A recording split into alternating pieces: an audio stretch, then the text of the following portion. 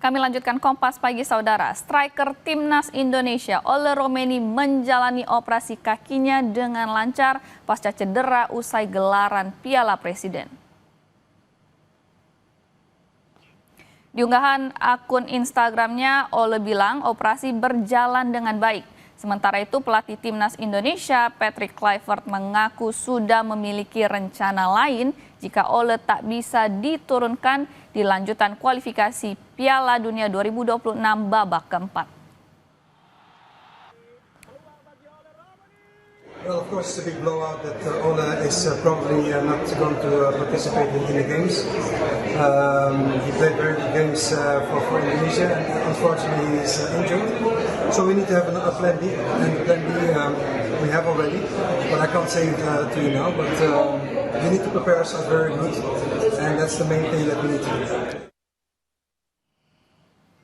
Saudara, Dewa United resmi menyelesaikan perekrutan bomber Timnas Indonesia Rafael Strijk.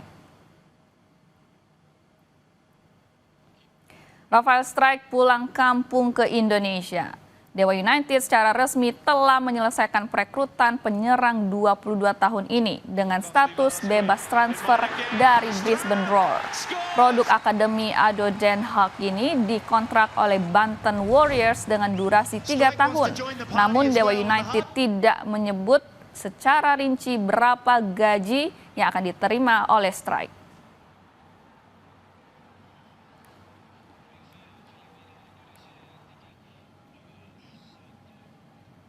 Usai menghancurkan Brunei 8-0 di laga pembuka, kepercayaan diri skuad Garuda Muda tengah meninggi. Jens Raven dan kolega optimis mampu menjungkalkan timnas Filipina U23 dalam duel kedua grup A Piala AFF U23. Jelang menghadapi Filipina, skuad Garuda Muda melakukan persiapan di Stadion Madia Kamis petang. Menang 8-0 kala jumpa Brunei di laga perdana tentu membuat Jens Raven dan kolega memiliki kepercayaan diri tinggi jelang menghadapi Filipina di laga kedua. Secara statistik, Indonesia U23 belum pernah kebobolan melawan tim muda The Ascals. Menang menjadi target utama bagi armada Gerald Vandenberg. Every game is another one, you know, and we know that we play against the Philippines. They're a good team, and we know that we need to win. And of course they had the same, and we will try to win, and then we look to the next. But first, tomorrow is important, and we will try to do everything. Sang calon lawan Filipina U23 menjalani latihan di lapangan AGBK Kamis sore. Pelatih timnas Filipina U23 Gareth James McPherson bilang timnya dalam kondisi fisik dan mental yang baik. Terlebih, tim muda The Ascals mampu menundukkan Malaysia 2-0 di duel perdana. Menghadapi Indonesia, Gareth bilang akan meningkatkan kepercayaan diri tim jelang tampil di hadapan supporter Garuda. Breeds confidence. There's no doubt about that. We have a lot of players. Tim muda The Ascals di SUGBK, kita nantikan saja. Renin Tanikan, Andika Pratama, Kompas TV, Jakarta. Saudara, usai gagal membawa Garuda Pertiwi ke Piala Asia 2026, sang pelatih Satoru Mochizuki dicopot dari jabatannya. Anggota Exco PSSI Vivin Cahyani bilang tak sepenuhnya melepas Mochizuki. Coach Mochi akan tangani pengembangan sepak bola putri.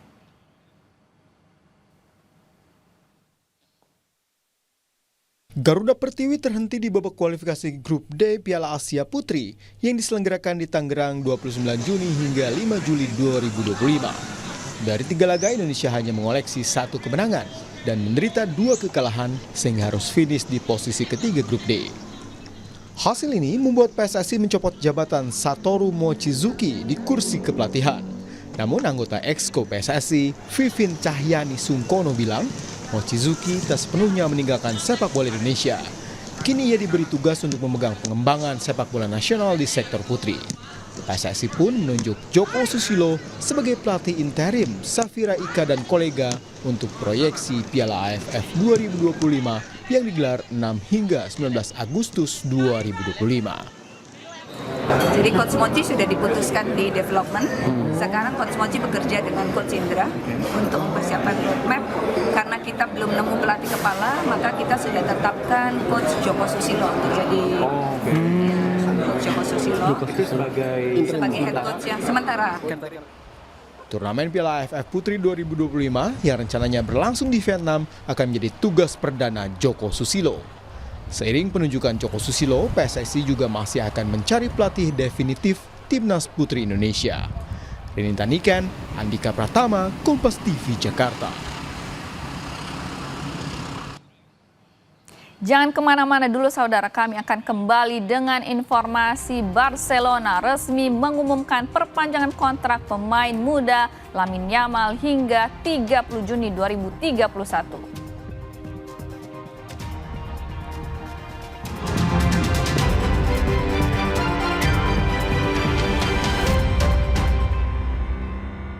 Saat menangkap, mengumpulkan, dan mengolah peristiwa, secara paksa oleh penyidik. kami kerahkan upaya terbaik. Ketika menyampaikan berita serta informasi, kami tak sekadar menyapa. Ada referensi, aspirasi, juga inspirasi yang menjadi misi.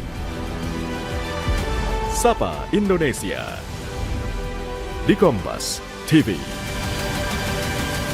Independen, terpercaya. Anda berhak atas informasi yang jelas. Kasus suap 4 hakim harus dijadikan momen reformasi hakim. Anda butuh lebih dari sekadar berita. Maka kami hadirkan narasumber kompeten. Kita akan lebih tingkatkan lagi, memberikan pembinaan etika. Guna terangnya fakta demi akal sehat. Anda layak atas data yang akurat. Sapa Indonesia Malam. Ikuti pada